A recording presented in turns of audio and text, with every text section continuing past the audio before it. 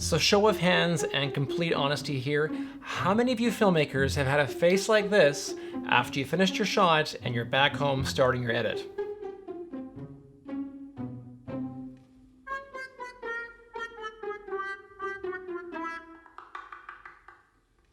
So does that look and sound familiar? Well, for me it kind of does, and today I want to talk to you about tips and tricks on how we can avoid common shooting errors and problems that we have when we're capturing our videography. So, let's roll.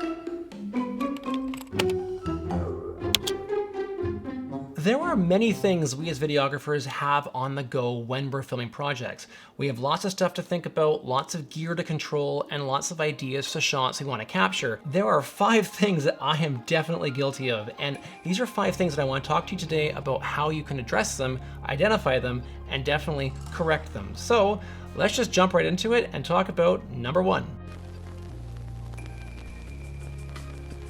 So right off the bat, and number 1, and this is probably the most common thing I do, but just slow your shot down. And I'm not talking to you about slowing your frame rate down from 24 frames a second down to 60 or 120 and getting that buttery slow motion effect. I'm talking about the simple aspect of holding your camera still and letting your subject do the work. It's so simple nowadays with gimbals and glide cams to be able to get that idea that we have to constantly move the camera in the frame to develop a story and take the shot. And that is so far from the truth. In reality, the best filmmaking process is letting the subject of your filming tell the story and let the camera follow their movements. It allows the viewer to also settle into your shots instead of being able to have their point of focus constantly change. And this is something that I now see in many cases, that good filmmaking is definitely told through a steady point. So keeping your camera trained on subject and resisting the temptation to move too much speaks volumes on how you can establish that proper scene and get that result that you're looking for. So number 2, and this is a common one as well, don't hit that record button and stop filming too soon. I mean, you're not gonna run out of film, depends upon your memory card and how full it is, but you're not gonna run out of film, and you should let that camera roll for at least 10 seconds after you've finished filming your scene. I mean, there's nothing worse than realizing when you get back into editing that you just needed to have that extra 5 seconds more to capture that footage that would have made the scene more clear. So do yourself a huge favor and just let your camera roll. You know, provided you have enough room on the card, but also let that camera finish off its process of being able to fully capture and end the scene without being rushed into a cut, because you might find you need to have an extra 5 or 6 seconds or 10 seconds in order to make a clean cut between your sequences or scenes that you're setting up in your timeline. So number 3, get establishing shots of your scene as well, not just the key shot that you have on your shot list or on your storyboard. I mean, really focus on points of interest like texture or nature or trees or walls or brick or road or someone's clothes or hands or the gestures of the individual that maybe is going to be the focal point of your scene. You can film that, scene that you think is a banger how many different times, but if you don't have enough establishing and supporting footage around it, you don't really have a place to go to travel to that scene or to leave that scene, because these things allow to create that real interesting dimension of filmmaking that brings the viewer to what you're trying to create. Try and shoot in different frame rates if possible. It's very easy to just shoot everything in 24 frames a second, or just focus on slow motion and shoot in 60 or 120 frames a second. But in your workflow, try and see if you can do both, especially when it comes to music videos or any kind of effect that creates a dimension of time within your shooting. It's great to have an additional footage that you can utilize in a slow motion effect. So for example, establish your shot in 24 frames or 30 frames, depending if you're overseas or whatever else you're gonna film in. But try and think ahead to always plan that style of shot as well, so that you can shoot in 60 frames a second, you can shoot in 120.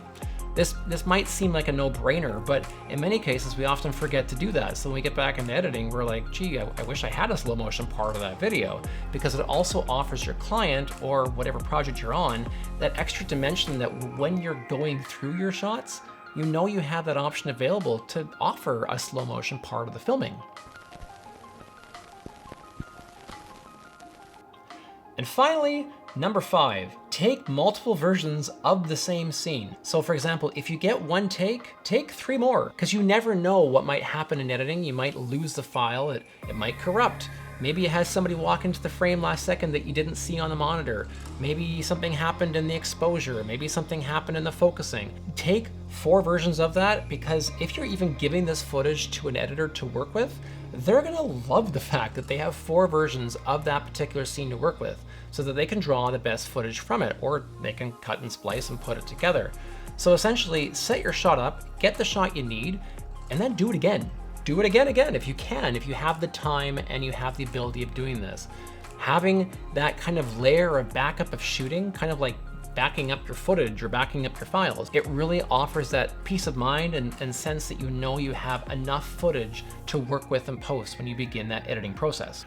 So thanks again for watching, everybody. My name's Steven of Steven and JANAKA, and gosh damn, I need a haircut because my hair is getting way too long, and I think I've gone past the Owen Wilson mode and I've gone right to Sean Bean and Boromir. That's kind of where I'm going, and hopefully we can get haircuts in Ontario soon. But anyways, I digress. I hope this was something that you found useful and helpful, and identify maybe some of these habits that you do when you capture your videography. I actually make a list on my phone to avoid doing these when I capture them on my next shoot. And it's something that, you know, I work towards to make my filming process more efficient. Comment below, are these something that you also have an issue with when you're capturing your videography and you try to avoid?